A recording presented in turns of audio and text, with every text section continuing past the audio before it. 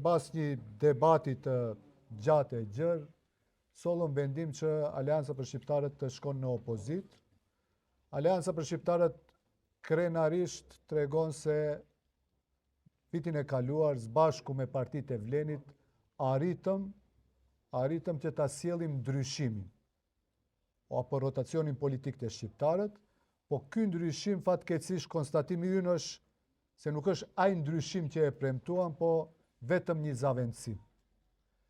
Ne u munduam këto një muaj e gjysmë gati se që të gjejmë një gjuhë të përbashkët që përposa asaj që dalim me listat veçanta për këshilltar, gjejmë gjuhë të përbashkët që të përkrahemi për kandidat për kryetar komunash me kandidatët që do t'i nxjerr Vleni, por konstatuam se nuk gjejmë aty gjuhë të përbashkët, praktikisht është e pamundshme, është mision i pamundshëm, dhe Aleancës për Shqiptarët kur nuk ka besim të ndërsjellët mes partive të koalicionit me një qeveri, dhe kur ka dyshime e konspiracione, nuk i mbetet gjë, përveç që mos jetë pjesë e atyre dyshimeve dhe konspiracioneve.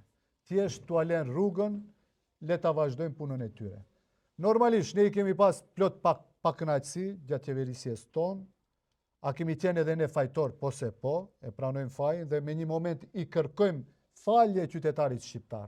Ne kemi vendosur të kthehemi te qytetarit, të përgatitemi për zgjedhjet lokale dhe në nëntor ta sjellim fitoren e madhe për Aleancën për Shqiptarët. Çfarë ishin pakënaqësitë tona? Kryesisht ishin plot gjëra të cilat ishin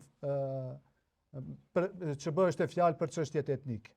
Ballanceri u hoq, ne kërkuam ligjin për përfaqësim të drejtë dhe adekuat.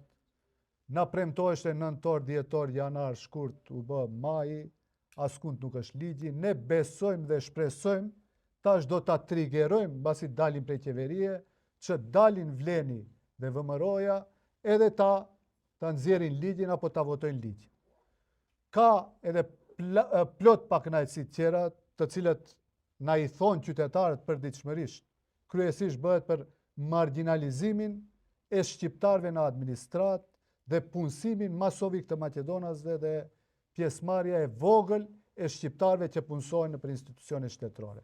Po pavarësisht kësaj, Aleanca për Shqiptarët sot vendos t'i kthehet qytetarit, e kemi thënë se nuk kemi lind në qeveri, kur çdo kush vrapon që t'jetë me çdo kush pjesë e qeverisë, ne duke qenë qeveri, themi faleminderit, nuk ja dolëm atë që e planifikuam dhe sot i kthehemi qytetarit dhe sbashku me qytetarin me hallet e tyre, t'i kthehemi, të mundohemi ta kthejmë dinjitetin e çdo qytetari në Maqedoni, po veçanërisht të shqiptarëve.